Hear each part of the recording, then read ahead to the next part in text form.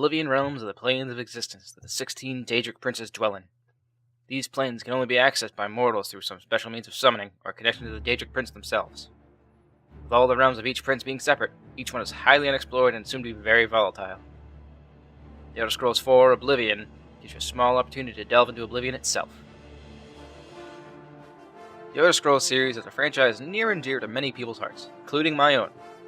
Or, if you're on the other side of the fence, maybe a series you love to hate. If you haven't played The Elder Scrolls 4 Oblivion, it's an open-world RPG that was created by Bethesda Game Studios and released through Bethesda Softworks 2K on the PC and Xbox 360 on March 20th, 2006, and later in the next year for the PS3. In this game, you play as a prisoner who gets lucky enough to escape, and the Emperor needs to use a secret passage through your cell. Going through said passage leads into the sewers, and after some unfortunate events for the rest of your group, an important quest is given to you. This sets you on your journey to find the Emperor's last remaining heir and to close shut the jaws of Oblivion. However, the story one itself is not quite finished after you beat the final quest. There's still much more to be told about the world itself. The Infernal City and Lord of Souls are the names of two books that revisit the world of Elder Scrolls, and more specifically, the Realms of Oblivion. The novels were written by a man named Greg Keyes, with special help from Kurt Coleman, Bruce Nesmith, Pete Hines, and Todd Howard. Stop right there, criminal scum! Nobody breaks the law on my watch! The Infernal City and Lord of Souls are both the same story split up between two books. The first book came out in 2009, and the second came out in 2011, which had information that was only later available in The Elder Scrolls V Skyrim. The easiest example is for what happened to the country of Morrowind. In Skyrim, if you do the Dragonborn DLC without looking into things too much, you'll just know that the volcano nearby erupted sometime after the Oblivion Crisis. What isn't explicitly mentioned is that the eruption was caused by unnatural means. These means caused in part by one of our characters we follow. These books are a very interesting dive when it comes to the information on the series we aren't given immediately in the games. Let's list a few things that are interesting, information on what happened after the Oblivion Crisis, in-depth information as to what the histories are like, information on how the Thalmor are working towards their goals that you don't hear about until Elder Scrolls V, as well as how the other countries are attempting to break away from the Empire.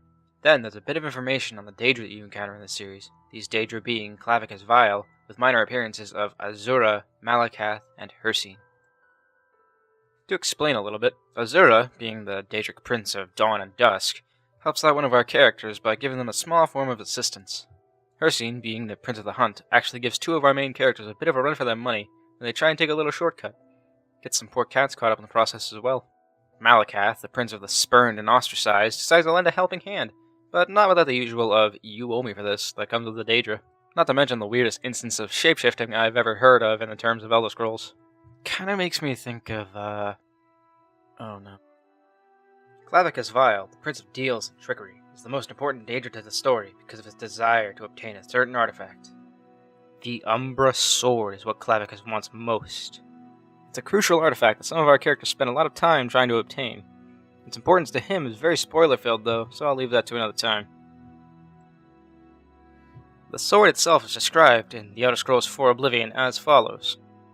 The Umbra Sword was enchanted by the ancient witch Nainra,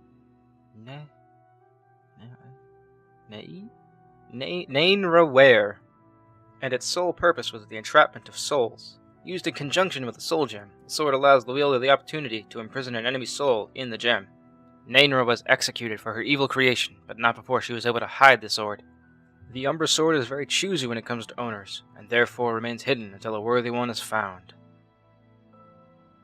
This is only what is described in a book in-game, however. It also drives its user mad and fills them with an insatiable desire to collect souls for the sword. It was actually Clavicus Vile himself that wanted the blade to be made. Being the mischief maker that Clavicus is, he wanted it made to cause trouble in the mortal world, and trouble it certainly made, for Tamriel and himself. The Umbra Sword is connected to the floating city Umbriel. Maybe you can see the similarities in the names? Maybe.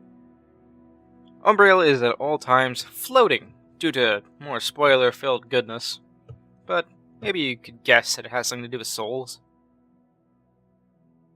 The city is made up of a butt-ton of stuff that makes no real-world sense, but makes plenty of magical sense. Like the fact that it's always floating, for instance.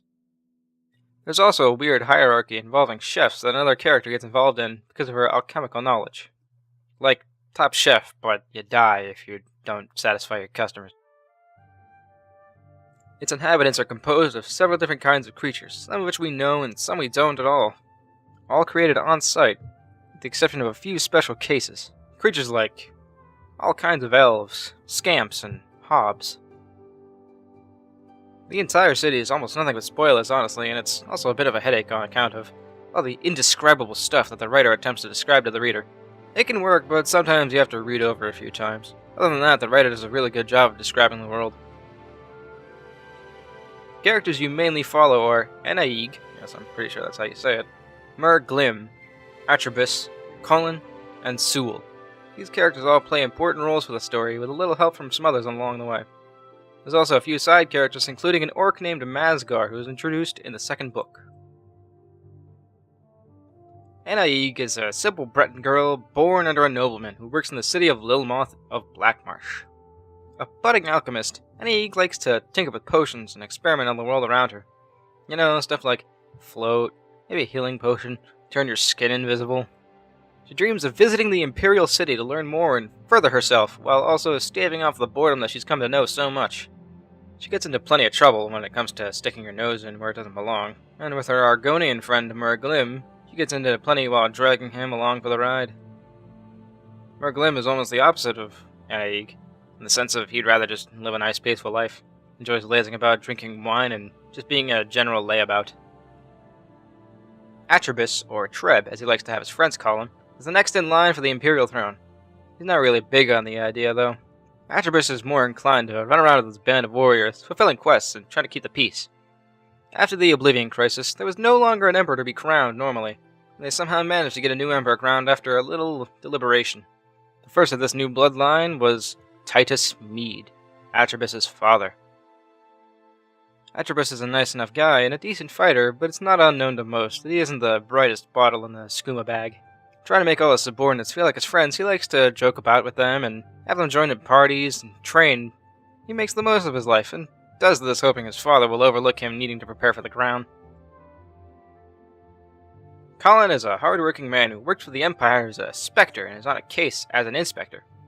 An inspector, if you will. He works directly for the Emperor as part of the Penitus Oculatus, basically spies for the Empire. Colin doesn't get much in the way of backstory, but he does get a lot of really nice scenes in the book. The ability to speak with ghosts is also a bit of a plus if you ask me.